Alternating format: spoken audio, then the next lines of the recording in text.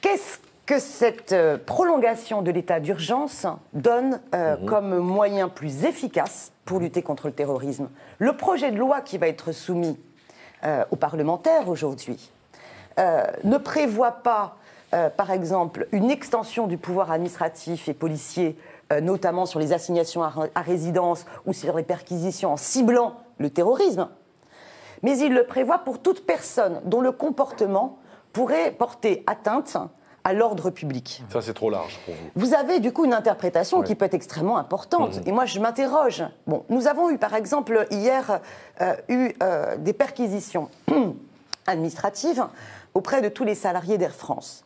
Mais il nous a été signalé que ce n'était pas dans le cadre des attentats.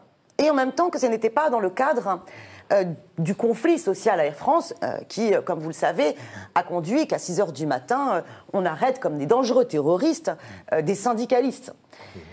Pourquoi n'avons-nous pas pu bénéficier à ce moment-là d'un juge, de la décision d'un juge du judiciaire pour pouvoir donner l'aval ou pas aux décisions de perquisition? Vous savez, l'ensemble des perquisitions peuvent avoir lieu souvent à la demande de la police et vous avez donc le pouvoir judiciaire qui est là pour contrôler et pour garantir nos libertés. Ouais. Là, le texte de loi prévoit que le Parlement pourrait opérer un contrôle, mais il ne le précise pas.